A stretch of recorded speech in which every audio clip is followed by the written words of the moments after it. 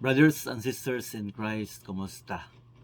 Sa atong panahon karon, kung usa ka tawo makakita og sayop sa laig tawo, ang buhaton sa maong tawo igsuon nga iyang ibas, iyahang tulisokon, iyang ipanghimaraot sa lakod nga pakasulti higala nga ang usa ka tawo mangandoy nga kasilutan ang maong tawo.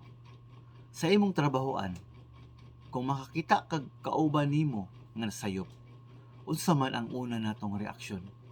Dili ba kahamingon ta nga angayan na siyang i-report or kinahanglan na siyang mawarningan or kinahanglan na siyang masilutan tungod kay siya nakasala.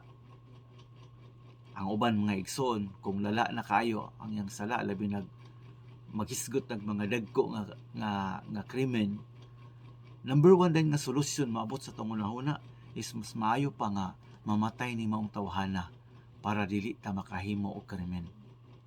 Higala, igsoon, nganong gisgutan ako ni tungod kay ang atong pamalandong karon gikan sa sulat ni Propeta Ezekiel chapter 18 verse 21 to 23. Nag-ingon diri igsoon, apan kun ang taong daotan maghinulsol sa tanang sala nga iyang nahimo ug mutuman sa tanan kong mga sugo ug magbuhat subay sa balaod ug sa katarong, mabuhi siya ug dili mamatay.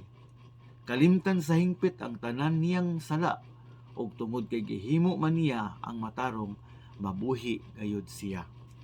Dili ako malipay nga mamatay ang usa ka makasasala. Palabihon ko pa hinuon nga maghinulsol siya sa iyang sala aron mabuhi siya. Nag-ingon ang Ginoong Dios. Igsoon, usa lang ka point sa akong pagpamalandong.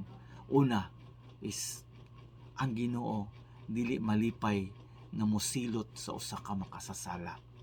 Mas palabihon pa niya tagaag chance nga maghinulsol o magbag-o ang maong tao.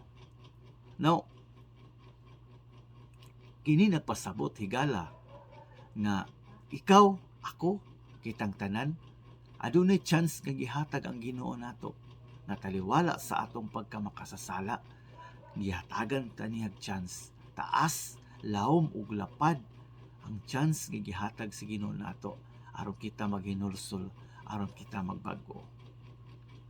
Mga igsoon ko ni Kristo, kini napasabot nga dili day imposible nga maangko nato ang kapasayloan, ang kabag-uhan na atong gipangandoy. Tungod kay ang Ginoo naghatag og lugway, dako ang iyang kaluoy, dako ang iyang gugma, kay mas palabihon pa niya muhatag og chance kaysa mosilot sa maong tao. Kapamalandong, hinaut unta na kining maong grasya nga gihatag sa Ginoo kanato, ato untang gamiton aron kita maningkamot nga magpuyo sa kinabuhing matarong, maningkamot nga bubiya sa usa ka sala o sa matang sa sala nga atong nahimo, aron atong mapuy-an ang grasya sa Ginoo nga diin gusto niya na kita magpuyo uban kaniya. Sa samang paagi pod igsuon, hinaut unta nga kining maong basahon sa Ezekiel, magtudlo unta nato na muhatag pud og chance ngadto sa mga tao na nakasala kanimo, nakasala kanato.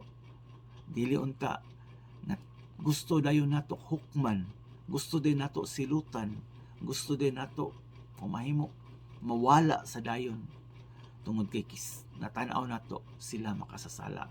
Hinaut unta kita punta sama sa Ginoo, maging manggiluyon pud unta ngadto sa uban, muhatag og chance ngadto sa uban, tungod kay para nako higala aduna gayoy paglaom, kay adunay Ginoo nga nangandoy nga mabag-o ang usa ka makasasala nga maghinulsol ang usa ka makasasala.